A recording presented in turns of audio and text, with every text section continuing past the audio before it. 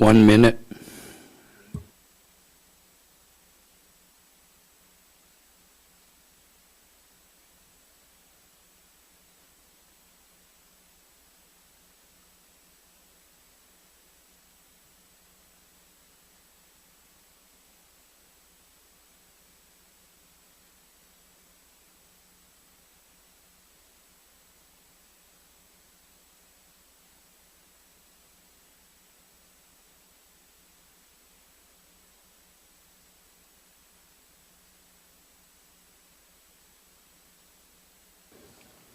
At this time, I'll go ahead and call to order the Kodiak Island Borough Assembly regular meeting of Thursday, August 15th, 2024 at 6:30 p.m. and we are in the Assembly chambers. First item will be the invocation by Cadet Joe Duran of the Salvation Army, followed by the Pledge of Allegiance. Please stand.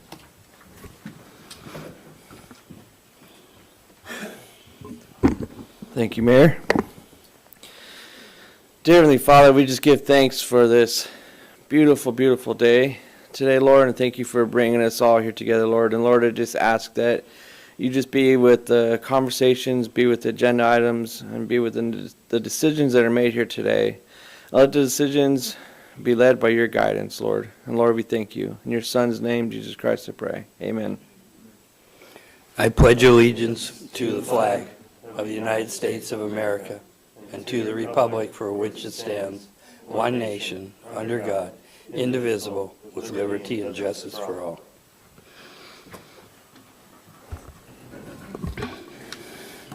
We are gathered on the traditional homeland of the Supiaq-Alutiiq people, and we acknowledge the 10 tribes of the Kodiak-Alutiiq region. We recognize the Alutiiq culture that enriches our community to this day. Roll call, please. Mr. Ames. Mr. Griffin. Here. Mr. Ledoux. Mr. Sharrett. Here. Mr. Smiley. Here. Mr. Turner. Here. Mr. Whiteside. Here. Mayor Arndt. Here. You have a quorum. Thank you. Next item we have is approval of the agenda and consent agenda. Scott? Move to approve the agenda and consent agenda. Second. It's been moved and seconded. All those in favor say aye. Aye. Opposed, same sign. Motion carries unanimously. For the public's information, the consent item on the approval was the approval of the minutes for the regular meeting of August 1st, 2024. Next item is citizens' comments. This is agenda items not scheduled for public hearing and general comments. The local phone number is 907-486-3231. Toll-free number is 855-492-9202. And I ask you to sign in and state your name for the record. Turn on the microphone before speaking. Address all remarks to the assembly as a body and not to any member thereof. If you're calling in, please turn off any listening devices to prevent feedback. Anyone wishing to come forward and speak under citizens' comments, please do so at this time.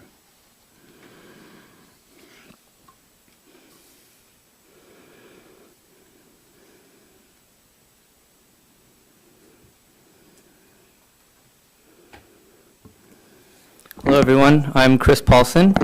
I'm the chair of the Planning and Zoning Commission.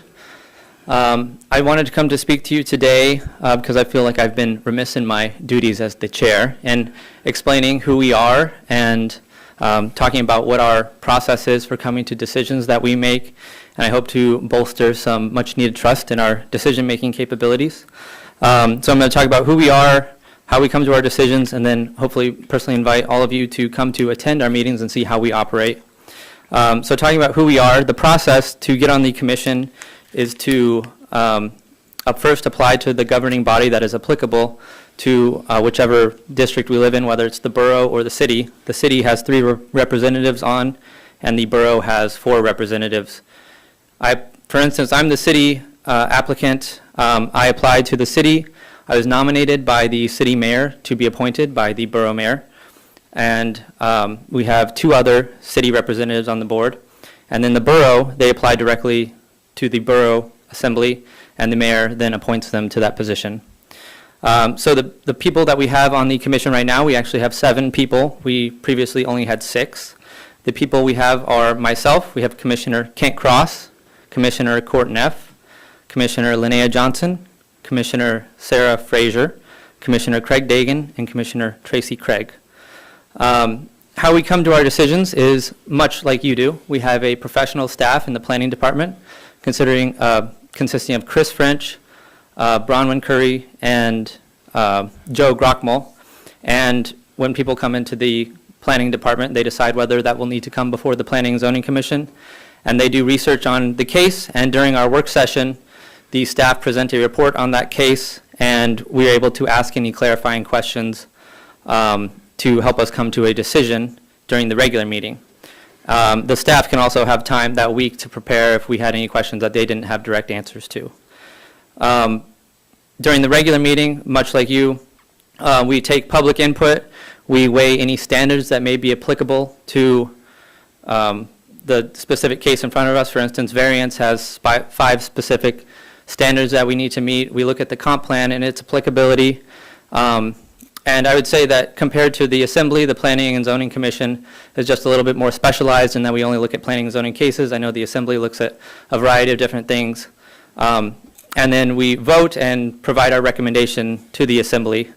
And I hope that any of you might want to come and attend. I know the Borough Mayor comes to a lot of our meetings, and that's always helpful to hear his input on what the, he's had experience on the Planning and Zoning Commission and knowing how things apply in Kodiak and what rules we have to follow. So I would be grateful to have any of you come and see how we operate.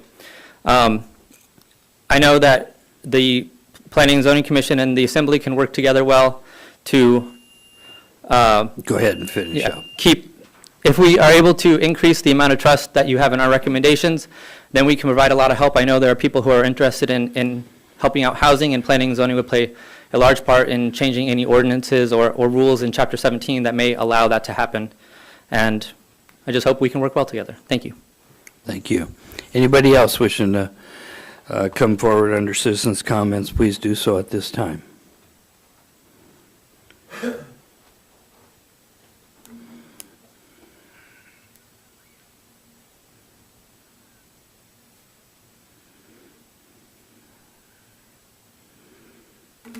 Hello, Borough Mayor and Assembly members. My name is Eric Howard. I'm a board member for Discover Kodiak.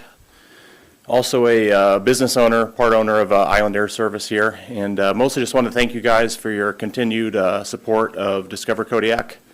We've been working with you guys to continue the funding that we've been getting historically, and just wanted to say thank you. It's pretty important to us to keep this relationship going. Just want to give you guys one small example. You know, historically, a major part of my business with Island Air has been commercial fishing, specifically the 2 remote canneries on the island, the Allotech Cannery and the Larson Bay Cannery. This year, neither of those canneries are operating. So our ability as a company to lean more into tourism to kind of fill those gaps has been extremely important in us being able to continue operating the way we have historically. And I think that's just one small example in this town of how tourism can help businesses and help the community as things change around here. So just wanted to kind of give you guys an example and thank you guys for your continued support in Discover Kodiak. Thank you for coming forward. Anybody else wishing to speak under citizens' comments or call in at this time, please do so. Hearing and seeing none, we'll move on the agenda to awards and presentations. We have a presentation by Discover Kodiak. Brock Simmons, the Executive Director.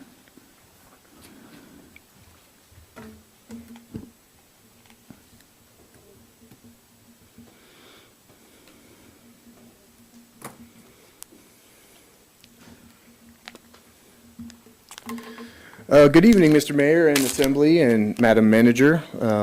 Thanks for having me here tonight.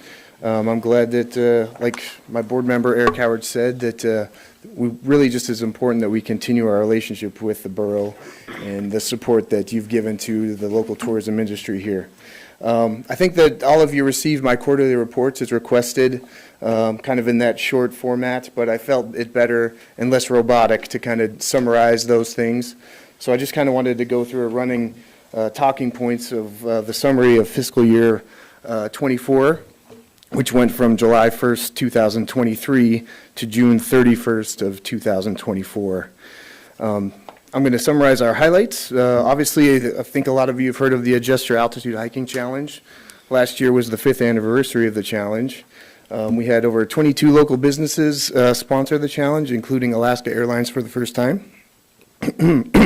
Discover Kodiak registered 968 participants in the challenge last year. 433 people finished the challenge. We were very proud to, through the support of local members and businesses, to provide over $5,000 in prizes awarded to the participants of the hiking challenge last year. For this year, which is still ongoing, there's still time to register and complete one of our challenges up until September 3rd of this year.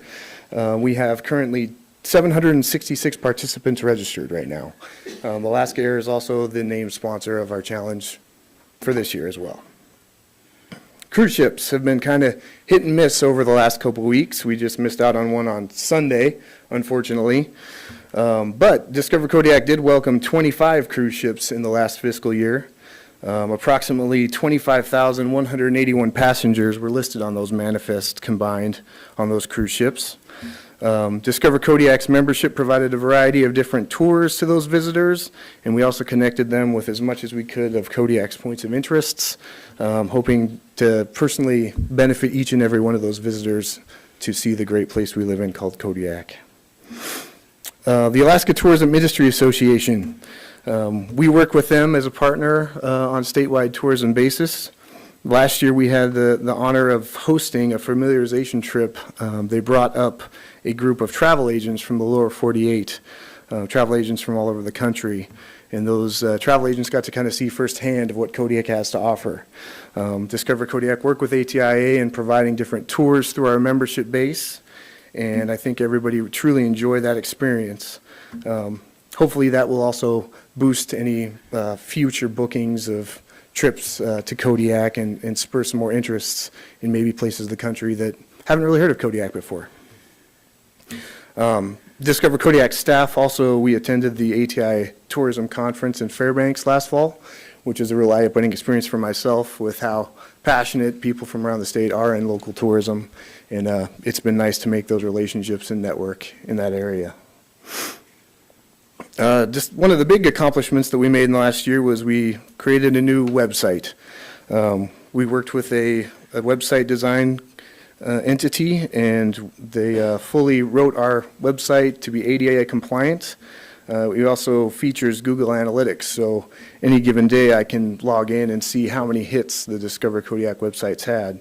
As of today, we have 129,000 visits to our website after it was launched in February. So it's pretty exciting to see those numbers climb. The 2024 Chocolate Lovers Fling, which is one of our annual fundraising events. Historically, it's a night of a themed, elegant party with lots and lots of chocolate if you have a sweet tooth. And also, it's been an art auction. Our goal this year was to reach $14,000 raised, and we successfully raised $14,000 through that event. Those funds are going to be used for a new destination marketing video that we're currently filming this summer. So hope to have that out by the end of the year. The 2024 Visitors Guide was created throughout the fall and the winter months. Discover Kodiak held a local photography contest for the Visitors Guide. We only used local submissions of photography here for all the artwork in the guide itself. 16,000 copies of the guide were ordered, and those were distributed all over the state of Alaska to various visitor centers. We also contract with Anchorage brochure distributors who distribute that visitor's guide in 80 locations around Anchorage and the Mat-Su Valley. I did send 3,500 copies this year to a display company out of Seattle who distributed 3,500 copies of our visitor's guide in the Seattle airport and on the Bainbridge ferry system in Washington State. So excited to see where that might take us in the future, getting our visitor's guide in front of people that might have not seen it before. We also have an electronic version of the visitor's guide that's available on our website, so those people that do visit the Discover Kodiak website have the ability anywhere they are in the world to download a PDF of the visitor's guide. Visitor Center operations, I kind of just wanted to, I don't know how long it's been since you've been updated with who our board members are and my staff as well. Obviously, I'm the executive director. My member service and brand manager is Sabrina Hicks, and newly added to our team of visitor services is Diana Mills. The Discover Kodiak board is made up now of 11 members. Jesse Glamon, the owner of Big Rays, is our president. Eric Howard is our vice president. Also in the room, Marty Owen is our secretary treasurer. Darlene Turner is our past president, still a voting member of the board. Luke Smith, Josh McCarthy, Paul Van Dyke, Norma Schmihal, Casey Harver, Stephanie Wizakowski, and Gideon Saunders are also board members of Discover Kodiak currently. And just in closing, again, I just want to say thank you guys so much for your support of local tourism. It's important that we have these partnerships to succeed in bringing people to see our beautiful place we get to call home. And again, thanks for your time. Thank you, Brock. Any questions? Ryan? Thank you, and thank you for the presentation. I was one of the advocates to try and get quantification for what the investment was, and this is exactly what I'm looking for. So based on this type of a presentation, this type of data, I would have no problem with further future requests and investing into Kodiak and investing into Discover Kodiak, knowing where the investment goes and quantification for what we're seeing out of it. So I appreciate this, and I appreciate the board members coming here and speaking as well. Public comment is obviously a critical component to decision-making capabilities for the Borough Assembly, and so I appreciate the presentation, and thank you. Job well done. Oh, thank you. Thank you. Any others? Thank you, Brock. All right. Appreciate it. Have a good evening. Next item is committee reports. Are there any committee reports from the Assembly? Jared? Just a couple. Swampsea Southwest Alaska Municipal Conference. We've had a couple meetings over the summer. We have our executive director left several months ago. We have a very capable interim director in right now, and we, I think, are sending out the job description for a new ED starting next week. And so that's exciting.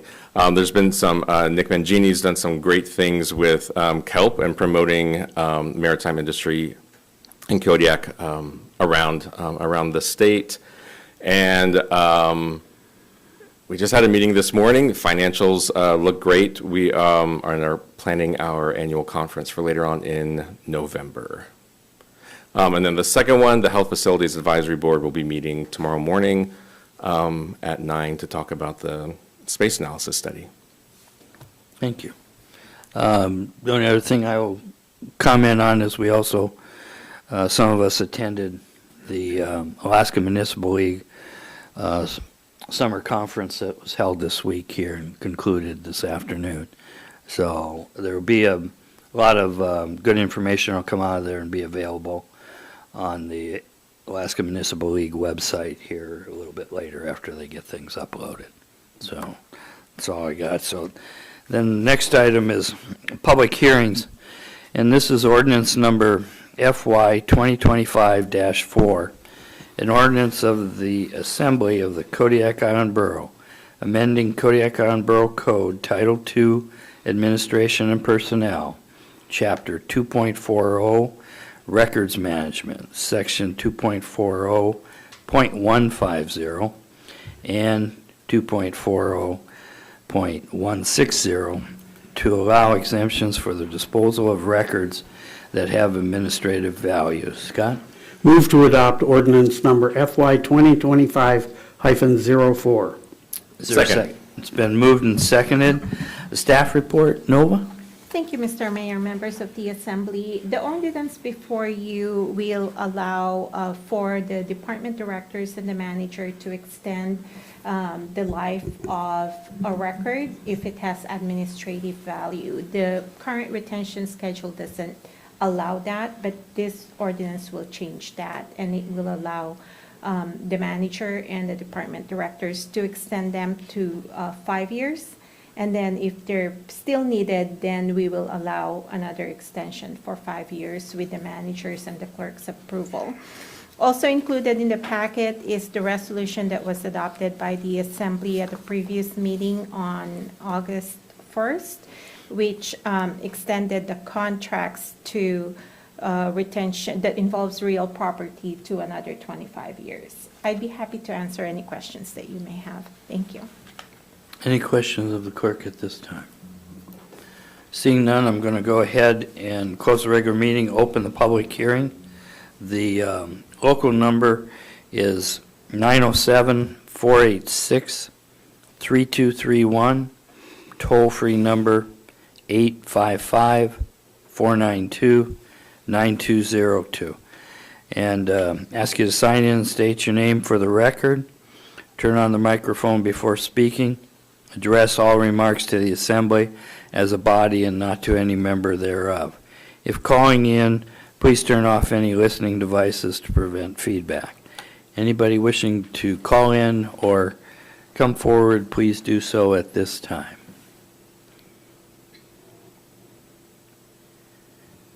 Hearing and seeing none, I'm going to close the public hearing, reconvene the regular meeting, and Assembly discussion. Any discussion at this time? Roll call vote on the motion, please. Mr. Griffin, Yes. Mr. Sharrett, Yes. Mr. Smiley, Yes. Mr. Turner, Yes. Mr. Whiteside. Yes. Would anyone like to change their vote? Motion passes, 5 yes, 0 no. Thank you. Next item we have is the Borough Manager's Report. Amy. Thank you. Good evening, Mr. Mayor and Assembly members. For the report tonight, we brought up banking last week. The topic of investments and banking has been added to the September 12th work session. Our finance director will be in attendance for that discussion to tell us about how those issues affect the borough, and so we can make a plan on how to handle both of those. Our Kodiak Island Borough architect is here in Kodiak, met with a couple of different stakeholders for the hospital. He has brought with him David Fromm, who is our consultant for the hospital space analysis. As Assemblymember Griffin noticed, HFAB will be meeting tomorrow morning at 9 over at KFRC to go over that space study analysis as well. We had some really good meetings today and made some good forward progress on understanding the stakeholders' needs.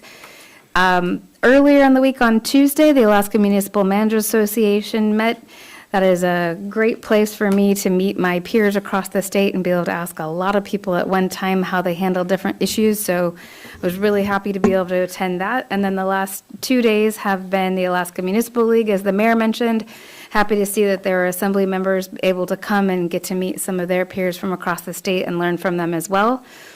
The Rural Leadership Forum is going to be happening on September 12th, and I owe Dorinda a call to see exactly what she expects, but so far we're going to be talking about the CIP list and the process for our village communities to get their items on that list.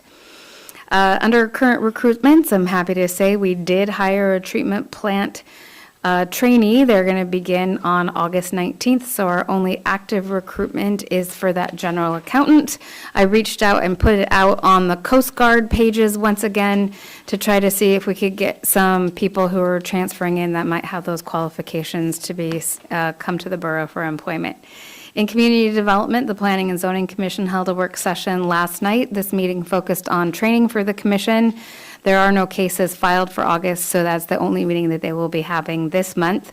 Parks and Recs will be meeting on August 20th at 11 a.m. They meet in the conference room downstairs. And we have advertising out for volunteer positions on our local emergency planning committee. The advertising period has to be 3 weeks and will close on September 9th. After that closes, we should be able to set up that committee and start meeting. Of course, we have to work with the fire chief because he is the chair on that, so we'll need to schedule that time with him. In assessing, they're doing field inspections in Menashka, Bells Flats, Chiniak, and Passaic Shack. Second round of postcards went out this week. Senior and disabled veteran exemptions are down to 7 that have to be determined. So remember that list that we called last year, that list includes 7 right now. So incredible job getting those people notified and figuring out their exemptions. Property tax exemptions have all been completed by the borough. We had one reconsideration earlier this week, and so we're waiting for the outcome of that. And that's pretty much all for assessing right now. And engineering and facilities, we finally had that meeting between the Kodiak Island Borough School District, the borough, and the city about our facility use agreement.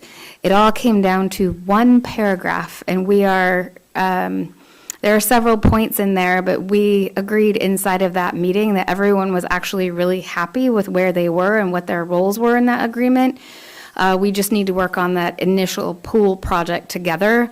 And the school said, you know, their hands are tied with their funding, but the city and the borough hopefully will be able to cover that. And we're going to try to move that forward by updating those prices that we got from WTI, that contractor, about a year ago now, and see where we're at with that. But that went a lot better than I thought it would, so that was great. I already told you about the architect visit. The borough had an emergency electric shutdown for safety this week. We had some arcing at the automatic transfer switch. We had an electrician come here. He did his work. He left. Poor guy made it all the way through TSA, and we yanked him back out, and he came and got to spend an extra day in lovely Kodiak just to monitor that system and make sure that it was going well, and we didn't have any more problems. We have written the prime contractor and the electrical subcontractor and asked that a factory certified technician be sent to Kodiak at, of course, no cost to the borough to ensure that those automatic transfer switches are working correctly and we won't have any more problems. So we're waiting to hear back from that. The playground installation award is scheduled for later tonight, so we'll talk more about that later. At KFRC, not really at KFRC, but the building right next to KFRC, the sewage lift station grinder pumps have decided to not work anymore, so we're having to pump that sewage to keep that cleaned out. Grinder pumps and rail mounts have been ordered. They should be here in about a week, and we'll get that system fixed and back up to date. Out at the landfill, the Baylor Building concrete floor replacement pre-bid site meeting took place. We have 2 vendors that attended and have interest in performing the work. We have ordered, as we do every year, parts for a major rebuild for the Baylor strapper. That's something that gets done on an annual basis, and so it's pretty much the same list as we did last year with updated prices. No, different parts. David's telling me different parts. Is it different parts every year? It's different parts every year. And then we have a fall commercial hazardous waste event scheduled for October 1st and 2nd. This is specific for commercial entities for collection and disposal of hazardous materials. At the leachate treatment plant, we're anticipating the contractor to return to the site in the beginning of September so we can finally get that work completed. And we still don't have shipping dates for that new pump, but it is ordered and coming our way. For the school district, the Peterson school roof is getting a lot closer to being done. The coping and flashing order is here, so now it just needs installed. The issues we were having with fire alarms have been fixed, and the Coast Guard fire department came out and watched that test to make sure that they're all operating how they should be. At East Elementary, the asphalt in the parking lot has been replaced, and that's ready for the beginning of the school year. And all school facilities in town have had their crosswalks, stop lines, and curb painting completed for the school year. In finance, today was the deadline for those who are paying 2 half payments for their property tax bills.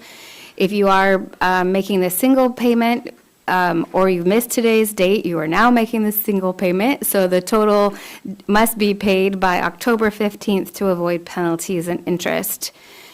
They are still looking for a general accountant, as I mentioned earlier, and sometimes when people come into the building and they're unhappy, our front desk receptionists get treated rather poorly, and unfortunately that happened today.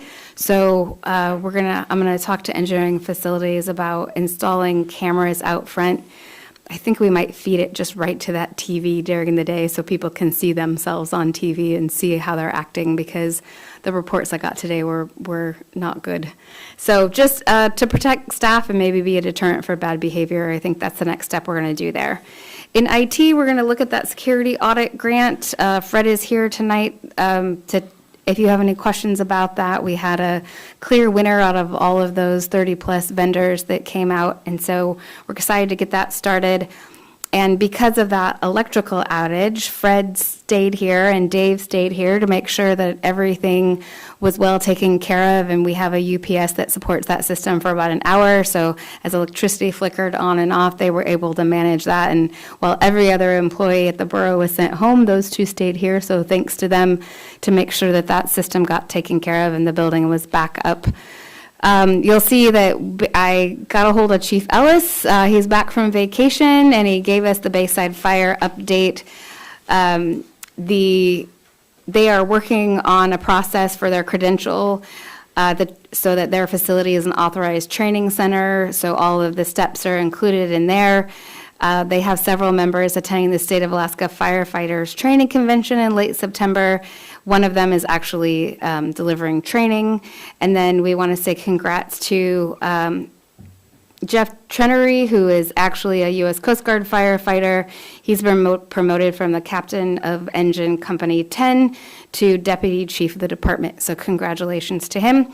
There's some notes in there about their campus upgrades and maintenance. And just like if you're driving out to the flats and you can see the Smokey the Bear sign to tell you what the weather is like as far as burns, the fire department has Buster Bear, which is one of those small wooden carved bears, and he's holding up signs to let people know about fires as well. And it's actually really cute because they dress them up in different outfits for the season. So that's what you get when you have families living at the firehouse. So that's always fun to see. And that's all I have for tonight, and I'm happy to answer any questions you might have. Any questions for Amy? Jared? For the power outage, having a UPS, do we have a backup UPS to the UPS? Yes, we do. Oh, fantastic. Okay. Thank you. We knew that there was electrical issues because the lights in the building started flickering, and then all of the computers have, the desktops have UPSs, and all throughout the borough building, you could just start hearing them beep to let you know that there was weird stuff going on. So that's how we were alerted. Can I continue? Go ahead. Just a real quick follow-up.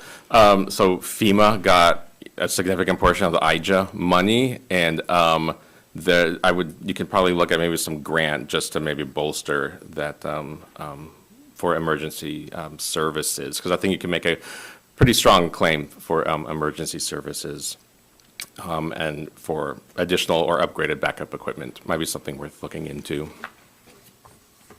Okay, Ryan? I want to go back over to the Peterson School roof. Second bullet down, fire alarm final component installation was observed by the fire department. However, the next sentence is, discrepancies found are not related to the capital project. Discrepancies have been transmitted to the Kodiak Island Borough School District for repair and corrective action. Will those are they of magnitude that they will stay within the school district's budget, or will we see any of that here? That should all be taken care of by the school district. Thank you. Go ahead. Just a quick statement of gratitude. Thank you to our directors for going above and beyond once again. Amy, you have great people working with you. Any other questions? All righty. Next item is going to be under new business contracts. This is contract number FY 2022-40B, amendment number 2 to contract 2022-40, Borough Clerk's employment contract. Scott? Move to approve contract number FY 2022-40B, amendment number 2 to contract number FY 2022-40, Borough Clerk Employment Agreement. Second. And thank you. And the staff report will be by Scott Smiley. This is the result of executive meeting that we had back in April, where we agreed to give a balanced amount to the clerk in her review for COLA. Okay. Assembly discussion. Ryan? Thank you, Mr. Mayor. So I voiced my opinion and my concerns during the work session, and subsequently I did some additional research, and that yielded a disseminated letter of opinion about why it was important not to tie COLA into compensation. And I think that this is not the correct way to go about it. Rather than rehashing 20 pages of written documents that was transmitted to the Assembly, I'll just say that I'm not in support of this one or the next one, and tying COLA into compensation. I think at the executive level, COLA is not intended for executive compensation pay adjustments, and it is absolutely intended as a preservation against inflation for a lower paid workforce. So I am not in support of this, and I will be voting no against this. Thank you. Further discussion. Bo? Well, I agree that the way this is being handled, I'm not exactly comfortable with. The optics are weird. I mean, it wasn't originated by Assemblymember Smiley. However, optics aside, this was agreed upon before I was elected, as I understand it. And if it was a simple, pun, fully intended clerical error that prevented this from being implemented, then I don't feel the need to get in the way of it. If it was already approved, we just needed to, I think, do a better job of how this was moved forward, but I will support it because it was previously approved. Thank you. Scott?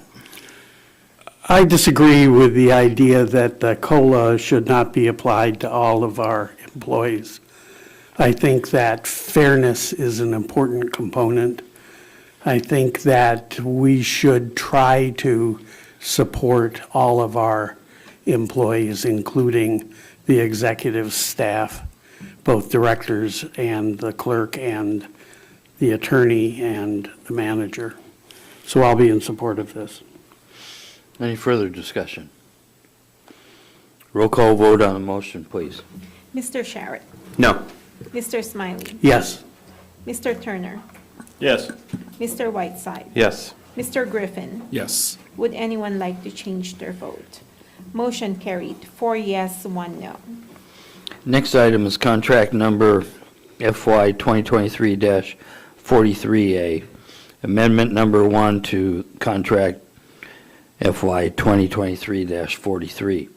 Borough Manager Employment Contract. Scott? Move to approve contract number FY 2023-43A, amendment number 1 to contract number FY 2023-43, Borough Manager Employment Agreement. Is there a second? Second. It's been moved and seconded. Staff report, Scott?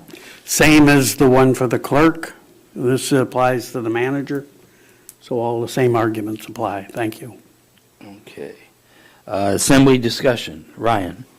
Thank you, Mr. Mayor. Same points that I brought up on the previous recommended motion. I again do not feel that COLA should be tied to compensation.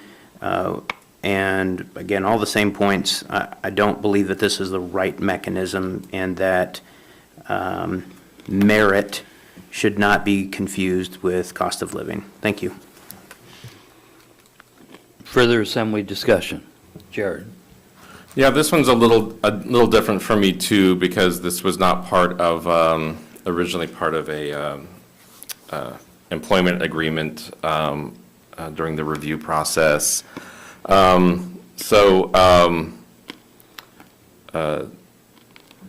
the manager has indicated that there are some other things that maybe to negotiate next time around. So at its base, I do think that a COLA is appropriate for for all employees, regardless of what level they come in. But I think in this case, there's like a little letter of, I'm a big spirit of the law kind of guy, but this one seems like a letter of the law that was not part of the agreement that we have with the sitting manager, and is something for us to consider, again, during the next review process, or during, if and when we have to hire another manager, then we can look at that contract and that job description then. Further discussion? Seeing none? Oh, Bo. This is difficult. I could easily see both sides of this because they're both valid to me. On one hand, I view, if in fairness, this should be granted to the manager as well. However, I'm also not comfortable with process, as some have stated, but I do encourage both our clerks and the manager, if there's, it sounds like there's improvement that needs to be, that we need to work on as an assembly to increase, or to provide a better work-life balance for all staff at the executive level and beyond that. So we have some work to do. Absent anything I can consider right now in the spirit of fairness, I'm going to support it. Any further discussion? Ryan? Thank you, Mr. Mayor. I keep hearing the spirit of fairness, and I'm wondering if, out of the spirit of fairness, if we should award 2% to all staff based on the highest paid employee that's receiving COLA, because that is the definition of fairness, dollar for dollar. So again, I can't yield my opinion strong enough here that COLA is the wrong mechanism, and these are not in contract. These should not be awarded. The executive compensation that is paid to our staff more than compensates for inflationary values that happen on a year-over-year basis, which is well within the contract negotiation period. Thank you. Any further discussion? Roll call vote on the motion, please. Mr. Smiley. Yes. Mr. Turner. Yes. Mr. Whiteside. Yes. Mr. Griffin. Yes. Mr. Sherritt. No. Would anyone like to change their vote? Motion passes. 4 yes, 1 no. Thank you. Next item is contract number FY 2025-4, Cybersecurity Audit Contract Award to Securance Consulting in the amount of $42,504. Scott?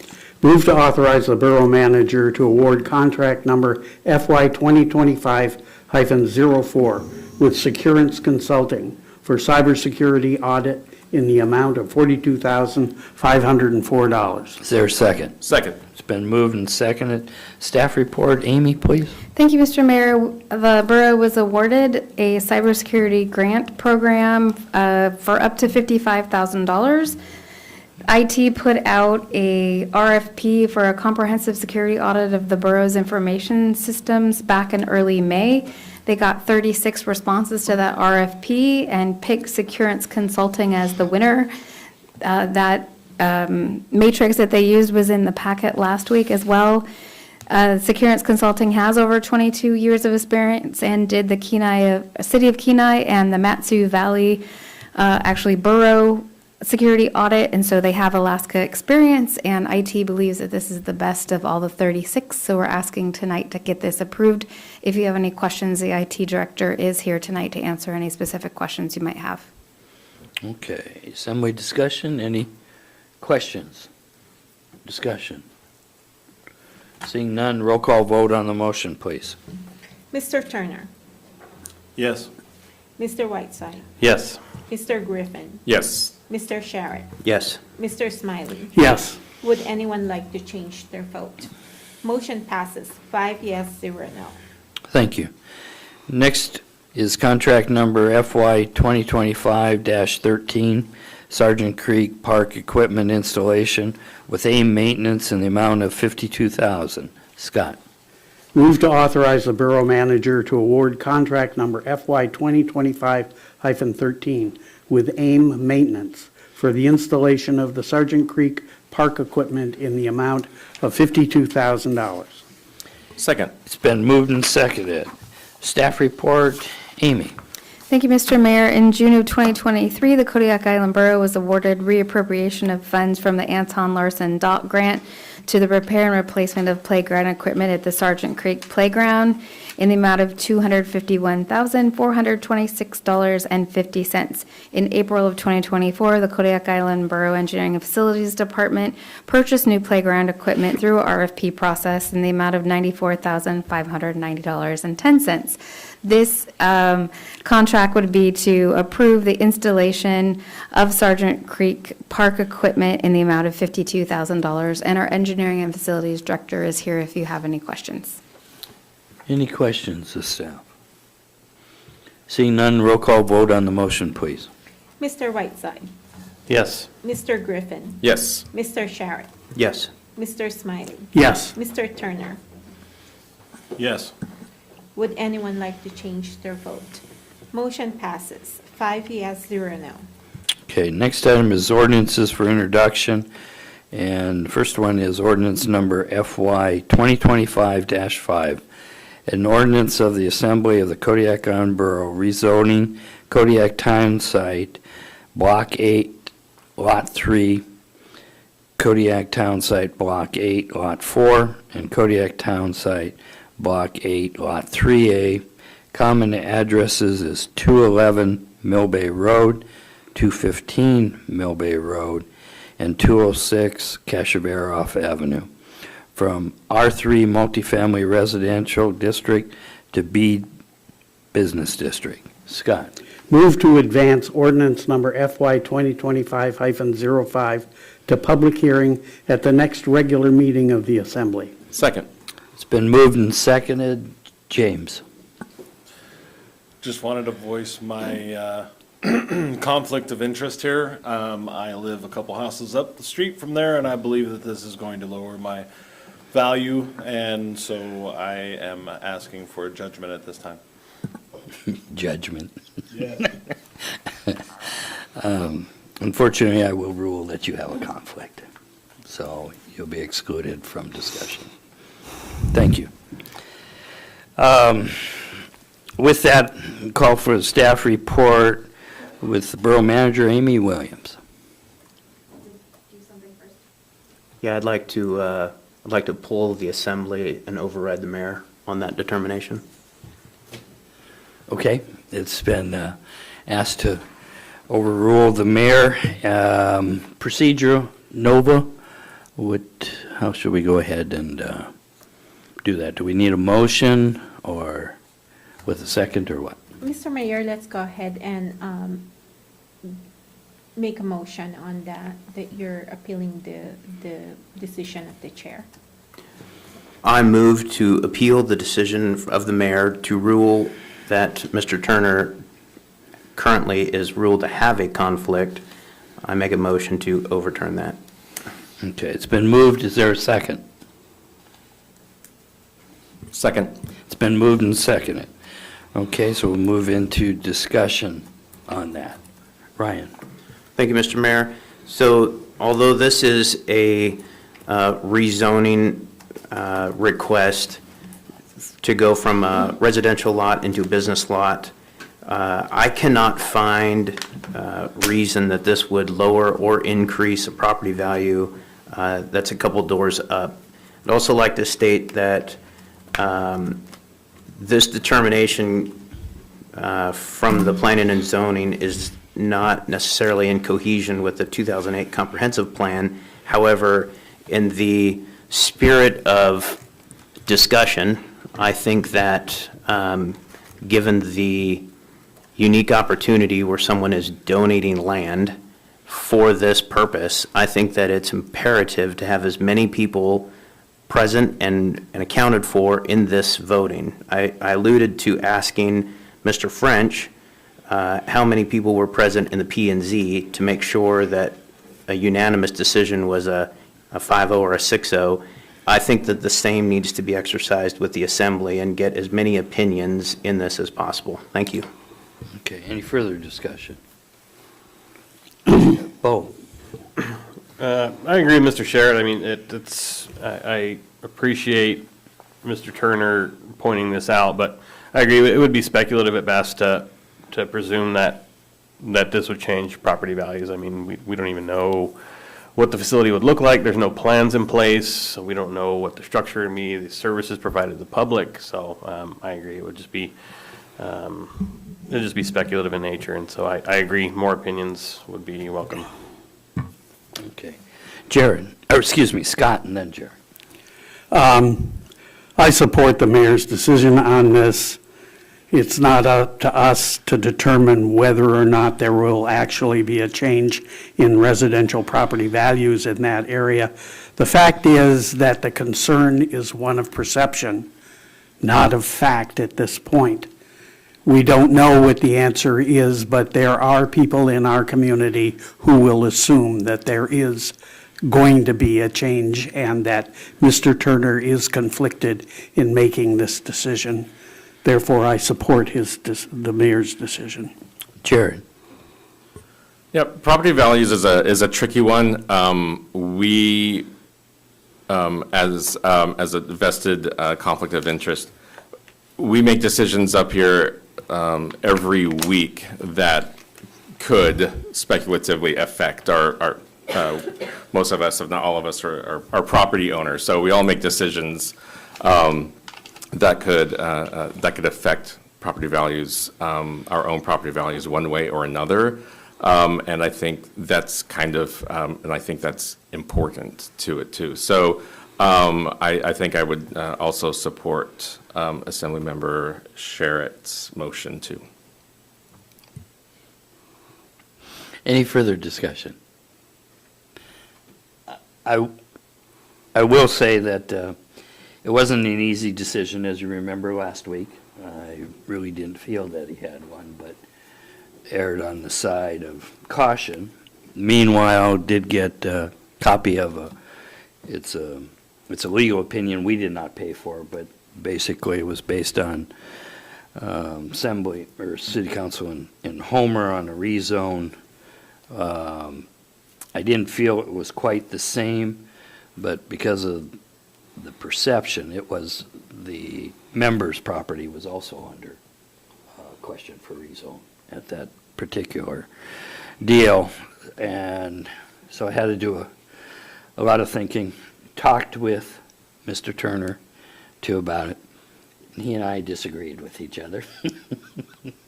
And, but I feel that there is a perception, and as some of you have said, we don't know exactly what things are going to look like and what potentially it's going to be. So decided to rule this way. And I understand both sides. So with that, roll call vote on the motion, please. This is for the motion to appeal the decision of the chair, Mr. Sherritt. So yes is an affirmative. Yes. So yes, we'll overturn the mayor's decision. Yes. Mr. Smiley, No. Mr. Whiteside, Yes. Mr. Griffin. Yes.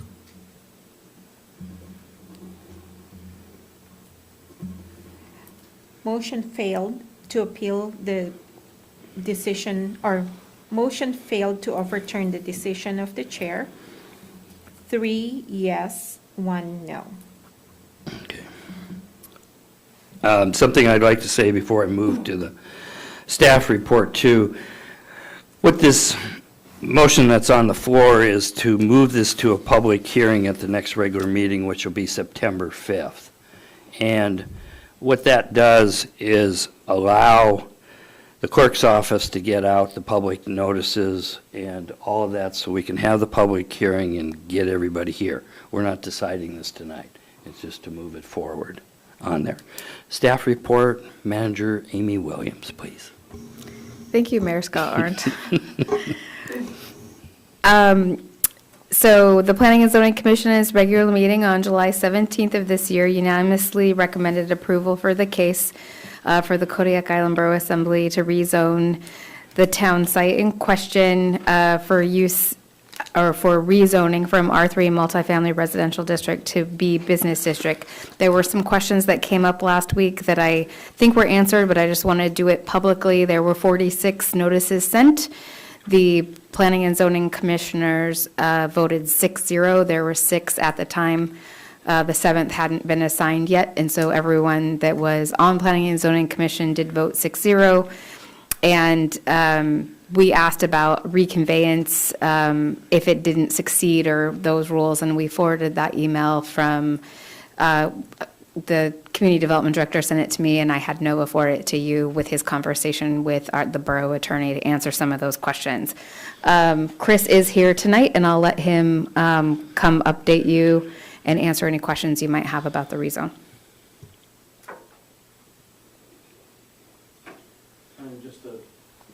Chris French, Community Development Director, and just to add with what Borough Manager said about my conversation with the Borough Attorney, without having special limitations in place in our zoning regulations, we're now really able to add conditions to the rezone that would look at a reconveyance. We're also not allowed by previous case law to put in a clause that would rezone the property back if something didn't happen. That would be, based on our attorney, my discussion with the attorney, would be a due process issue. And also, the third part, which was something that I don't believe the Assembly asked, but something in my discussions with the attorney, I know it was an issue that came up at the Planning Commission, and that was, how do we know if the property is rezoned, that the property would be conveyed to the Maritime Museum? In my conversations with the borough attorney, he did say that the Assembly could work on the effective date clause to make the rezone effective based on the unconditional conveyance of the property to the museum. So that is an option that the Assembly does have. If you have any other questions, I'll be happy to answer those. Bo. I don't have a question, but I have a statement, and I'm probably going to repeat this as close to verbatim as possible next week. I listened to the most recent Planning and Zoning Commission work session audio file, which I remind the commission is public, and your audio recording is public.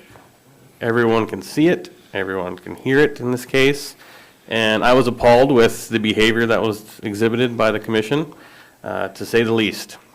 And there also seems to be confusion amongst some members of the commission as to their powers and the powers of the Assembly. So on page 345 of our packet, Borough Code, and I quote, for 17.205.055, submission to the Assembly, Section A, within 30 days after the commission has acted favorably upon proposed zoning change in accordance with the above provisions, a report with recommendations shall be submitted to the Assembly together with the proposed ordinance.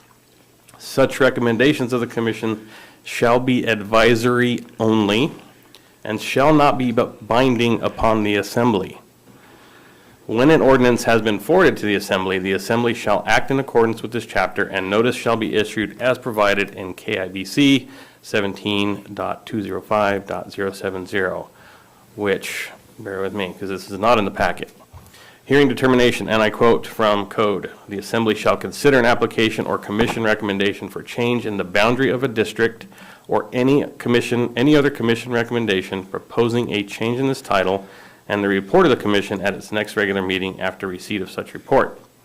If, from the facts presented by the findings of the report of the commission, it is determined that the public necessity, convenience, general welfare, and good zoning practice requires the change or amendment of any portion thereof, the Assembly, by ordinance, shall effect such amendment, supplement, change, or reclassification.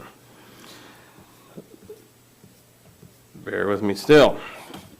So when thinking about this proposal, and it was also stated during this work session on the audio file, which is easily confirmed if you give it a listen, that There was no reason that we should deny this request because it was voted for unanimously by the commission.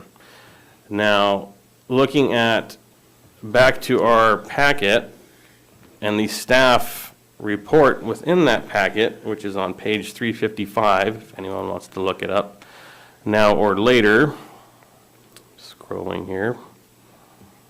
This is all pertinent information, so pardon the lengthy commentary. So page 355,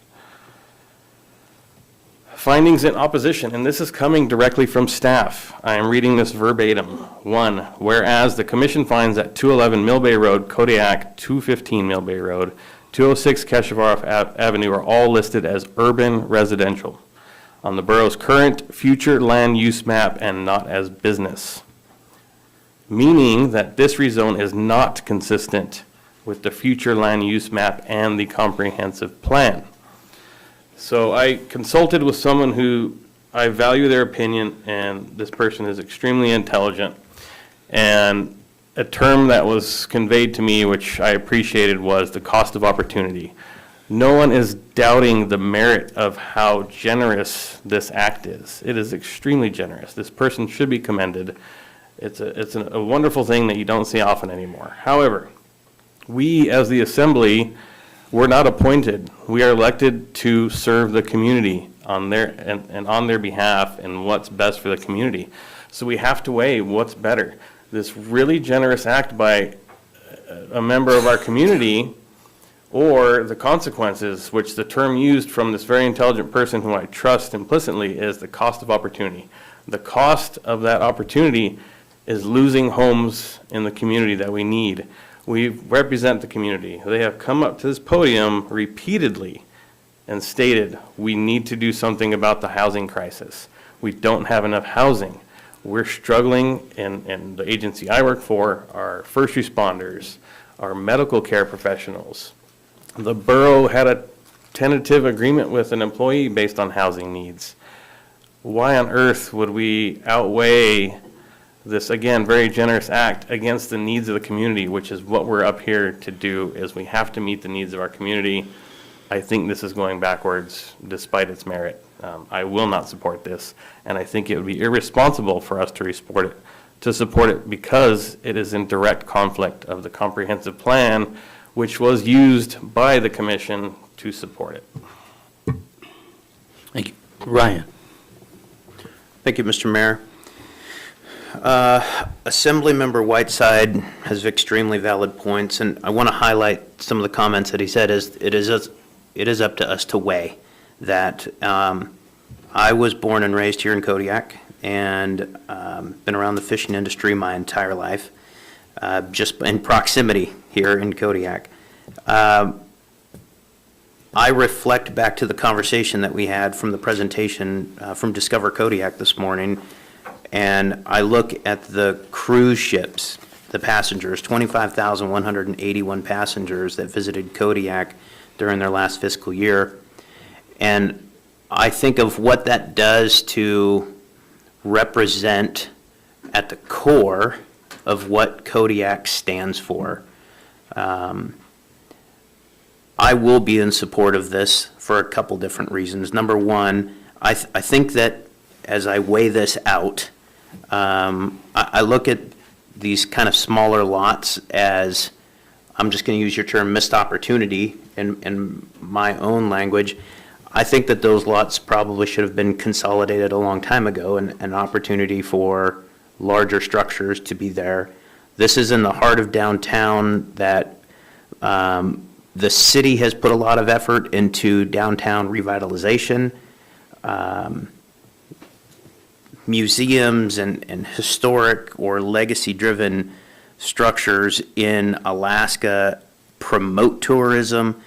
I think that the landowner is extremely generous. And my original point from the work session is the Planning and Zoning Commission did vote unanimously on this.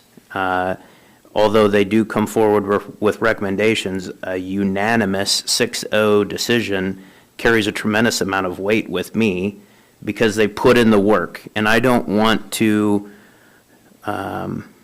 I don't want to belittle anyone's feelings on this, but when somebody's putting in the work and we get a unanimous decision, that carries the crux with me. I want to support it unless there is something that is missed. Mr. Whiteside illustrates the miss in the comprehensive plan, and I found that myself, and that's unfortunate. However, I think that the donation and the opportunity that we will have as a community outweighs that miss. So I will be supporting this and appreciate the Planning and Zoning Commission's work into this. I also listened to the audio tape. It's not very tasteful. That's a bummer. And I hope that we can work on perception, because the last thing that I want to do is be attacked for serving on the assembly. So I will still support this. I think it's a great opportunity for Kodiak, and I appreciate everybody's time and research that they put into this on both sides of the equation. Scott? I'll support this. I'm concerned about telling a landowner what they can and cannot do with their land. I find that something that we should be really seriously concerned about. Secondly, I agree with Mr. Sherritt about the Planning and Zoning Commission's 6-0 vote. As Mr. Sherritt said, they put the work in, and we have to respect them for that. As regards the comprehensive plan, it's a plan. It was made years ago. It can't predict the future. There are changes in things. Finally, the receipt, the people who will receive this gift from Mr. Markham is the Maritime Museum, which has been around now for maybe 15 years. At least. Something like that. And they haven't had a home. And yet they've done a pretty remarkable job with what they've been given. We give them money each year as a nonprofit, and to not allow a nonprofit to receive a gift of this kind of magnitude seems odd to me, at any rate. I will support this. Thank you. Okay. Jared, and then Bo? This is why public hearings are extremely important when we have an issue like this where there are completely, valid and reasonable positions on different sides of an issue. And what we're considering right now is moving it forward to public hearing so that there's a formal process for the public to come out and let us know which way to tip, that we should tip the scales. And so I will be supporting moving the ordinance to public hearing. Bo? Yeah, I just wanted to provide a retort to some statements made in that, I agree this is a dated comprehensive plan, but this, again, is something, this document, and this has happened, I've expressed my concern about this on a previous ordinance, this is the exact document that was used to justify this rezoning. Why on earth would we not use the same document to oppose it? That to me, you're just cherry picking what works best for you to get what you want. And to me, if we're going to apply that logic of using this document to approve it, why on earth wouldn't we use it to oppose it? So discounting this document, to me, discounts the approval categorically. If we're going to be universal and objective in the process, that by default is flawed. I just can't see, again, I'm not discounting how generous this is, but to take away housing capacity in the heart of downtown where employees are also needed, potentially within walking distance to their place of employment, is just crazy to me. There's other solutions can be found. We don't have any current solutions to increase housing right now. So I just can't get on board with it. Okay, like I said, the motion is just to move it forward to a public hearing so we can get the information out there for the public and invite them it would be September 5th, 3 weeks from now. And that's when we would vote. So with that, roll call vote on the motion, please. Mr. Griffin, Yes. Mr. Sharrett, Yes. Mr. Smiley, Yes. Mr. Whiteside. No. Okay, Would at this, go ahead and finish up. Sorry. Would anyone like to change their vote? Motion failed, 3 yes, 1 no. Okay, at this time, letting everybody know this will be on the agenda for introduction to move it forward to a public hearing on September 5th. Thank you. So next is ordinance number FY 2025-6, amending various sections in Title II Administration and Personnel and Title III Revenue and Finance in order to clarify the interpretation of the two-thirds vote of the governing body. Scott. Move to advance ordinance number FY 2025-06 to public hearing at the next regular meeting of the Assembly. Second. It's been moved and seconded. Staff report, Nova? Thank you, Mr. Mayor and members of the Assembly. This ordinance before you was requested by Mayor Arndt and Assembly Member Sharrett. The current provisions of the code demonstrate inconsistencies in language regarding to the determination of the two-thirds vote of the Assembly. It is very important to rectify these inconsistencies to avoid misinterpretations in the application of parliamentary rules concerning legislation and actions that the Assembly may approve or reject. The ordinance presented here clarifies that the authorized membership consists of 7 members, as outlined in KIBC 2.25010. Thus, a two-thirds majority of the authorized membership amounts to 5 votes, while a 3/4 majority corresponds to 6 votes. I'd be happy to answer any questions that you may have. Thank you. Any questions, discussion? Once again, this is just moving it forward to a public hearing on there. Roll call vote on the motion, please. Mr. Smiley, Yes. Mr. Turner, Yes. Mr. Whiteside, Yes. Mr. Griffin, Yes. Mr. Sharrett. Yes. Would anyone like to change their vote? Motion passes, 5 yes, 0 no's. All righty.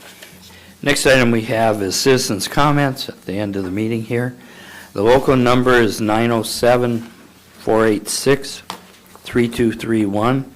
The toll-free number is 855-492-9202. And ask people to sign in and state their name for the record. Turn on the microphone before speaking.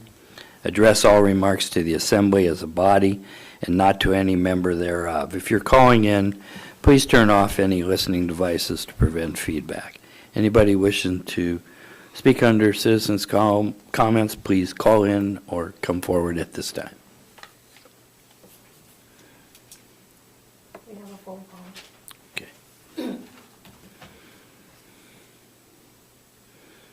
You are now answering a call from the queue. Thank you for calling the Assembly. Please state your name for the record. This is Bruce Schockler. Go ahead, Bruce. Yeah, good evening, Mr. Mayor, members of the Assembly. And I probably haven't been paying attention, and this is something that's already been discussed lately. But, you know, we are coming on tourist season, and, you know, I read something the other day that troopers telling us all you got to be 20 feet off the road and all this kind of stuff. And, you know, we're going to have the whole freaked out program of everybody screaming and yelling about all the traffic out there, people looking at the bears, which is the whole purpose, all the people coming to Kodiak that we're spending money to advertise to get them here. So I'm wondering why we haven't started, or I haven't seen a plan, haven't heard a plan. Like I say, maybe I'm not paying attention, to take a bunch of gravel from the slide or something and just dump 100,000 tons of rock out there off the road and create a bear viewing area. Sounds to me like it's free, And basically, other than the cost of the truck, I suppose Army Corps engineers or God knows who all is involved. But anyway, I just want to throw that out again, that we're getting ready to listen to everybody screaming and yelling about people looking at the bears. And it seems to me the borough should be addressing that in spades to support all the Discover Kodiak people that are trying to get so many visitors here. Thanks. Thank you, Bruce. Thanks for calling in. Kent, go ahead. Yes, I'm Kent Cross. I'm a member of the Planning and Zoning Commission, and I'm not speaking for the Planning and Zoning Commission. For myself, Chris Paulson did a very good job of doing that earlier, speaking for the commission. Freedom, government is the antithesis of freedom. And Mr. Markham came forward with a very generous offer. And for the life of me, on the commission, I was not in the work session. I was in the regular meeting and voted for it, of course.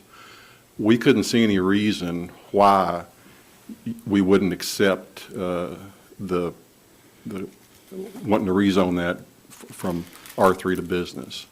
We looked, and we like to think we're calling balls and strikes. I like to think I'm calling balls and strikes, and I'm taking the emotion and the ideology that all of us have, and to some extent, out of the decision. And so I look at what the staff's presented and make the assumption that they're the professionals and that they have covered the bases on it. And when you look at the way it was presented to us, there was no way you could deny it. The applicant he has private property rights. He should have the ability to do as he sees fit with his property, given that it falls within the guidelines of planning and zoning and the ordinances and regulations that all govern those types of things. So that's, I really wasn't going to say anything tonight. I just wanted to listen. But the other thing I wanted to say is that to publicly rebuke a board that is made up of volunteers, and we get paid a little bit, but a lot of us, I work on a Fognac Island. To participate in that, I give up 2 days of work, at least 2 days. Usually I stay for 3 or 4 days here. So I fly in, give up those days of work. It's a substantial financial commitment for me, and I'm sure to some extent it is for others. So to publicly rebuke a group of people that are trying to do their best, I think is government at its worst. So that's all I got to say. Thank you, Kent. Anyone else wishing to call in or come forward, please do so at this time for citizens' comments. Okay. Seeing none, we'll move on to assembly member comments. First person is James Turner tonight. Well, I have lots to say, but I can't say any of them. Thanks. Jared. Nothing from me tonight, thank you. Bo. Thank you. It's a statement, and I don't know how I would officially request it, but based on the conduct exhibited by the commission, by some members of the commission during that previous meeting, which is on that public audio recording, I am going to request, through whatever means, that those meetings are moved back into the assembly chambers so we have video and audio, and to remind some members that we are public facing and that we should be professional with our delivery. Thank you. Scott. No comments. Ryan. Thank you, Mr. Mayor. I just have 3 fairly simple things. During our budget discussion, we talked about, every department, every line by line, and we talked about the assembly compensation or assembly stipend. At that time, I pledged my stipend into the nonprofits after the nonprofit distributions were made. I've picked 5 nonprofits. The assembly member stipend is $6,000 a year. I've picked 5 to each receive $1,200. That's going to be KMXT, Camp, Women's Resource Center, Salvation Army, and the Brother Francis Shelter. Those checks will be personally written by me, not through the borough, and delivered to those agencies within the next 7 days. I'd also like to echo one of the comments that we heard tonight. Public comment is absolutely critical to discussions and determinations when sensitive topics are discussed. When the public doesn't turn out, we only know the information that we have at the time. Sometimes our packets are so thick, and as a researcher, I often complain about how much is on the agenda because I like to research my topics, and I have not been able to keep up with the amount of research, and so in some regard, I am failing my delegation because I can't research the topics at a great enough extent. And I'll kind of echo the same comment that we just heard in public testimony, that we are also people that sit on this assembly, and we are also trying to do the best that we can with the information that we have. We did not sign a release to give up our dignity or our rights to free speech when we got elected into this position, and the attacks, they need to stop, because if we wonder why nobody's running for these elected positions, just look at the attacks that are coming. And you know, the recall process is pretty simple. You can jump on the state website and see how to recall your elected officials. If you feel I'm not doing a good enough job, recall me. I'm not here for the money. I just pledged it all away. That's the end of my comments. Thank you. Thank you. For the listening audience out there, the next Assembly work session is scheduled on August 29th, 2024 at 6:30 p.m. in the Borough Assembly Chambers. The next Assembly regular meeting is scheduled on Thursday, September 5th, 2024 at 6:30 p.m. in the Borough Assembly Chambers. The Borough offices will be closed on Monday, September 2nd, in observance of the Labor Day holiday. And election reminders, the primary election is on Tuesday, August 20th, and absentee in-person voting is from August 5th through August 19th in the Borough Assembly Chambers from 10 a.m. to 4 p.m. Write-in candidacy packets are available at the clerk's office and on the Borough website, and that's for local offices here at the boroughs. The filing period is from August 16th through 3 p.m. on September 24th.